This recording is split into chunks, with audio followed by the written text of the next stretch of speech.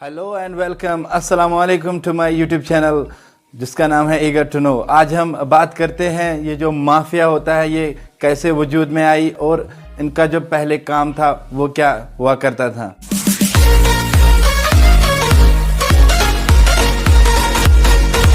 देखिए गाइस, ये जो माफिया है इसका मतलब है कि एक लार्ज ग्रुप ऑफ मैन जो कि किसी भी प्लान्ड क्राइम को अंजाम देते हैं। जो माफिया है इसकी जो एग्जिस्टेंस हुई है वो सिसिली एक जगह है, एक आइलैंड है इटली में, वहाँ से इसकी शुरुआत पाई जाती है इन द 13th सेंचुरी। देखिए ये माफिया जो होती थी ये किसी भी गवर्नमेंट लॉ को फॉलो नहीं करते थे, ये अपने ही जो इनके कायदे कानून होते थे वो उसी के अकॉर्डिंग अपनी जो उनकी प्रॉब्लम्स होती थी उनको सॉल्व करते थे। अब ये जो माफिया होती थी ये कैसे एक्चुअल में वजूद में आ गई। देखिए जो पुराने ज़माने में या इटली से अगर इटली की हम अगर बात करते हैं वहाँ पे जो लैंड ओनर्स होते थे जो कि पुअर लोगों की ज़मीनें हड़पते थे या उन पे जुल्म करते थे, तो उसी की वजह से ये जो माफिया है ये एग्जिस्ट किया सोसाइटी में। देखिए गाइस, ये जो माफिया होती थी ये पहले अपनी ही कंट्री में फेमस हो गई, फिर धीरे धीरे होके ये पूरे वर्ल्ड में स्प्रेड हो गई। इस माफिया ग्रुप को रोकने के लिए इटालियन गवर्नमेंट ने बहुत कोशिशें की, इसको इरेडिकेट करने के लिए, सोसाइटी से इसको हटाने के लिए बहुत सी कोशिशें की थी इटालियन गवर्नमेंट ने, लेकिन वो नाकाम रही। देखिए गाइस, जो अर्लियर डेज थे जो करप्ट गवर्नमेंट ऑफिशियल्स होते थे उन पे कड़ी नज़र रहती थी माफिया लीडर्स की, क्योंकि वो गरीबों पे बहुत जुल्म करते थे या उनकी ज़मीनें हड़पते थे या कोई और जुल्म करते थे।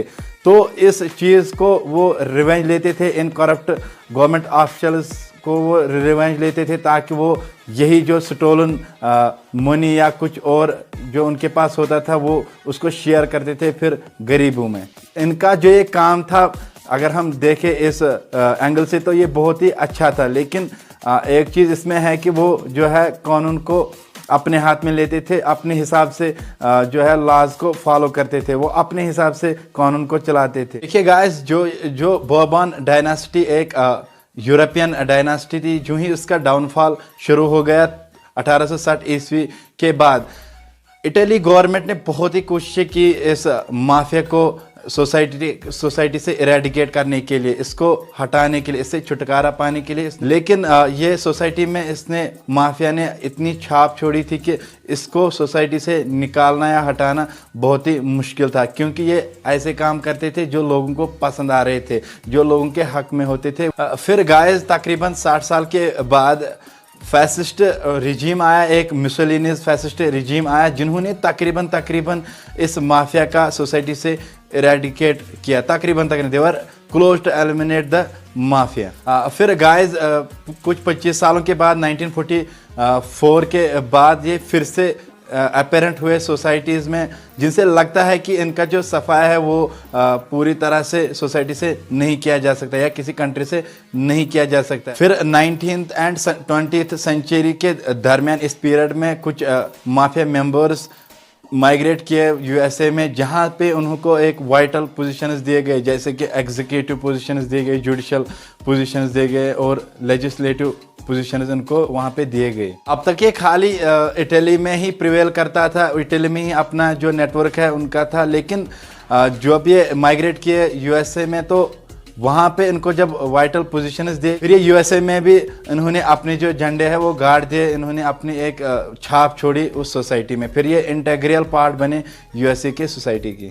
धीरे धीरे करके ये बढ़ते गए और ये they became most powerful syndicated crime organisation. फिर ये जो माफिया ग्रुप्स थे इनके 25 फैमिलीज या इनको हम यूनिट्स भी कह सकते हैं, जिनमें 3000 to 5000 इंडिविजुअल्स हुआ करते थे, जो कि हर साल $200 बिलियन टर्नओवर होता था उनका, जो कि वो गैम्बलिंग या hijacking, bootlegging, protection racket या हो गया नारकोटिक्स वगैरह। जो हमने आपको ये अभी फैमिलीज बताई है, इन फैमिलीज का एक हेड होता था जिसको वो अपनी ज़बान में डॉन या बॉस कहते थे। जिसको आज की ज़बान में हम किसी को भी बॉस या डॉन का नाम देते हैं, जो कि असल में इटालियन सिसिली से आया है। देखिए गाइस, इन माफिया ग्रुप्स का खात्मा क्यों पॉसिबल नहीं है, क्योंकि इसमें जो है कुछ बड़े लोग भी इन्वॉल्व होते हैं।